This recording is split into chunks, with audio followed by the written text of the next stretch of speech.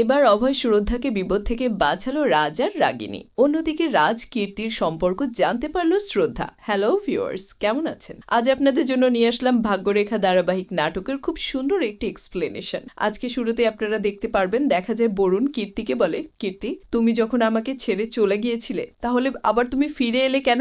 এখন তো আমাদের মধ্যে আর কিছুই বেঁচে নেই। কীর্তি, আমার মনে হতো আজ অবধি তুমি আমার কাছে যা কিছু চেয়েছো সেই সবকিছু আমি তোমাকে এনে দিয়েছি। তোমার সব স্বপ্ন পূরণ করার চেষ্টা করেছি। আমি আমার সামর্থ্যের উপরে গিয়েও আমি তোমার ইচ্ছে পূরণ করেছি। তুমি যা চেয়েছো তাই দিয়েছি। আর সত্যি বলতে পরেও তোমার ইচ্ছেগুলো পূরণ করতে চেয়েছিলাম, কিন্তু তারপর আমি বুঝতে পারলাম যে আমি তো তোমার স্বপ্ন পূরণ করার যোগ্যই না। হয়তো রাজ করতে পারবে তোমার সব ইচ্ছা পূরণ। কীর্তি, আমি সত্যি তোমার ইচ্ছে পূরণ করতে চেয়েছিলাম, তবে আফসোস হচ্ছে একটাই, চেষ্টাটা আমার অনেক কম পড়ে গেল।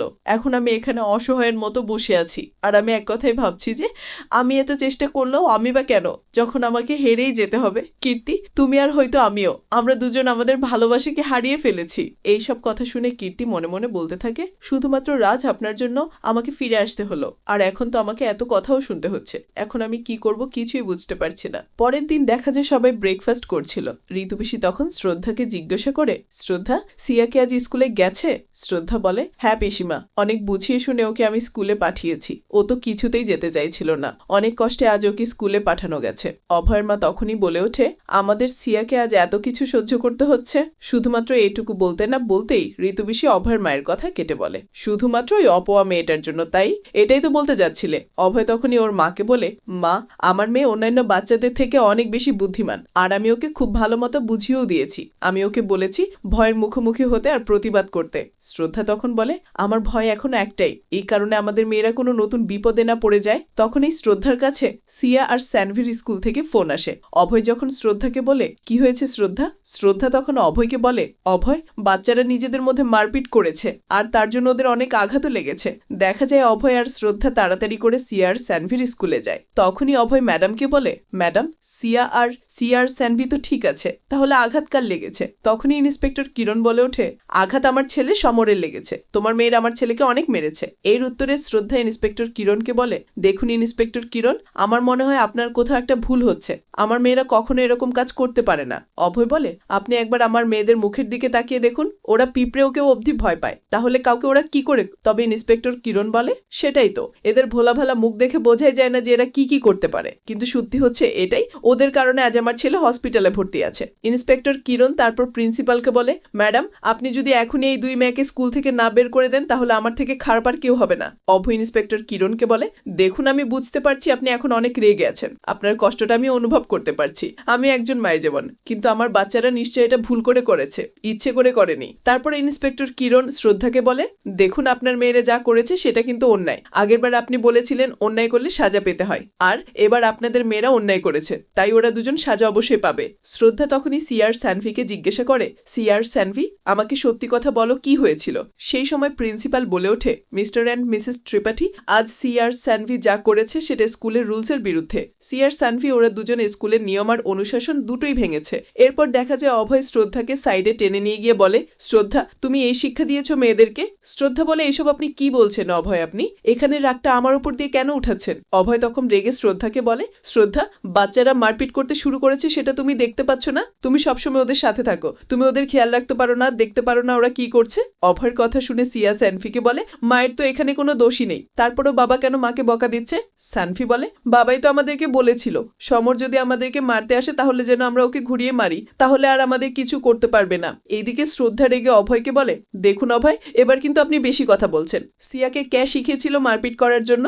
আপনি কাল সিয়াকে বলেছিলেন সমর যদি ওকে একবার মারে তাহলে ও যেন সমরকে ঘুরিয়ে দুইবার মারে, আর এখন তো আপনার কথা মতো সেটাই করেছে আপনার মেয়ে। অভয় তো এই কথা শুনে শ্রদ্ধাকে কিছু বলতে পারে না। শ্রদ্ধা অভয়কে বলে, আপনি এইসব শিখিয়েছেন অভয় আপনি, আর এখন আপনি এসব সব আমার ঘাড়ে ঝাঁপিয়ে দিচ্ছেন। অভয় আর শ্রদ্ধার কথা বলছিল, তার মধ্যে ইন্সপেক্টর কিরণ প্রিন্সিপালকে বলে, ম্যাডাম, আপনি যতক্ষণ না কোনো প্রমাণ পাচ্ছেন ততক্ষণ আমি কোনো অ্যাকশন নিতে পারবো না। আমি স্কুলের সিসিটিভি ক্যামেরা দেখবো আর আশেপাশের বাচ্চাদের সাথেও কথা বলবো, তারপরে আমি কোনো সিদ্ধান্ত নিতে পারবো। এই কথা শুনে ইন্সপেক্টর কিরণ মনে মনে বলে, সিদ্ধান্ত তো আমি নিয়েই নিয়েছি, ত্রিপাঠীদেরকে আমি এত সহজে ছাড়বো না। পরের সিনে দেখা যায় কীর্তি রাস্তা দিয়ে যাচ্ছিল। তখনই রাজ কীর্তিকে দেখে গাড়ি থামায়। রাজ কীর্তির সাথে কথা বলতে আসে, তবে কীর্তি তো কথা বলতে চায় না।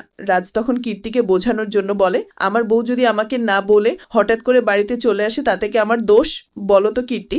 এর উত্তরে কীর্তি রাজকে বলে, আপনার তো দোষ নেই, খারাপ তো আপনি আমার সাথে করেছেন। আপনার জন্য আমি আমার স্বামী, পরিবার, আমার বাচ্চাকে অবধি ছেড়ে দিয়েছি। আর আপনি কি করেছিলেন? আমাকে মাঝরাতে মাঝ রাস্তায় ছেড়ে দিয়েছিলেন।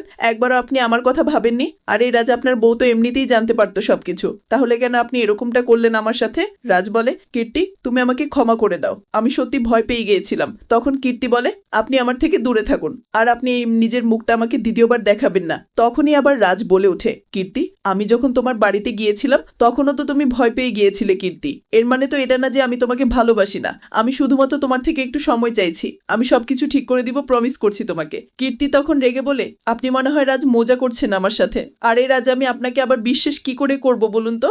রাজ বলে, কারণ কীর্তি আমি তোমার জন্য সবকিছু করতে পারি। এই বলে রাজ কীর্তিকে একটা হীরের ব্রেসলেট পরিয়ে দেয়, আর তারপর বলতে থাকে, কীর্তি তোমার সব স্বপ্ন একমাত্র আমি পূরণ করতে পারি। তখনই দামি উপহার পেয়ে কীর্তি এত সুরে বলতে থাকে, কিন্তু রাজ আপনার সাথে থাকবো বলেই তো আমি আমার সবকিছু ছেড়ে আপনার কাছে এসেছিলাম, আর আপনি যদি আমাকে ছেড়ে দেন তাহলে আমার কি হবে? এর উত্তরে রাজ বলে, এই জন্যই তো বলছি কীর্তি, আমার তোমার সঙ্গর দরকার, শুধুমাত্র তুমি আমাকে একটু সময় দাও কীর্তি। তখন কীর্তি বলে, আমি কিন্তু এখন আপনাকে ক্ষমা করিনি রাজ। রাজ বলে, আমি তোমার ক্ষমা পাওয়ার জন্য সবকিছু করতে পারি কীর্তি। এদিকে দেখা যায় ত্রিপাঠী বাড়িতে ঋতুপিসি বলে, ইন্সপেক্টর তো যা পারছে তাই করছে, আর এই 7 বছরের বাচ্চাদেরকে জেলে পাঠানোর কথা বলছে। তখনই অভয়ের মা বলে ওঠে, জেলে তো সানভিকে পাঠানো দরকার ছিল, কারণ এই মেয়েটার জন্যই তো সবকিছু হচ্ছে, ওর কারণে আমাদের সিয়া এত ঝামেলায় ফেসে গেছে। শ্রদ্ধা বলে, মা এরকম কথা বলবেন না, ভগবানের কৃপায় যেন আমাদের মেয়েদের এরকম দিন কখনো না দেখতে হয়। এরপরেই দেখা যায় ত্রিপাঠী বাড়িতে আসে পুলিশ, সেখানে এসে বলে, আপনাদের মধ্যে অভয় ত্রিপাঠী? অভয় বলে, আমি হচ্ছি অভয় ত্রিপাঠী। ইন্সপেক্টর বলে, চলুন অভয় ত্রিপাঠী, আপনি থানায় চলুন, আপনার নামে ওয়ারেন্ট আছে, আপনাকে গ্রেফতার করতে হবে। আসলে দেখা যায় ইন্সপেক্টর কিরণ তো মিথ্যা কেসে অভয়কে ফাঁসিয়ে দিয়েছে।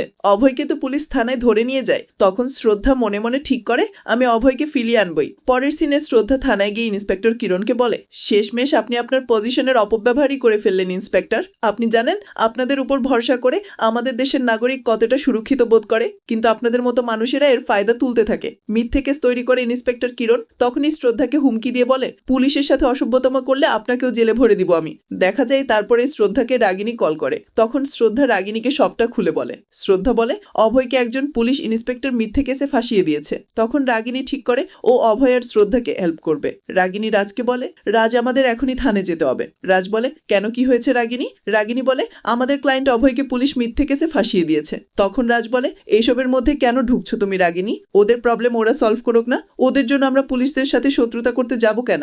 এর উত্তরে রাগিনী বলে, কারণ রাজ আমি চাই না পুলিশরা নিজেদের পাওয়ারের মিসইউজ করুক, আর এছাড়াও এটা অন্যায়। তাই রাজ তুমি এখনই কমিশনারকে কল করো, আমাদের এখনই যেতে হবে। এদিকে দেখা যায় শ্রদ্ধা ইন্সপেক্টরকে বারবার বলছিল অভয়কে ছেড়ে দেওয়ার জন্য।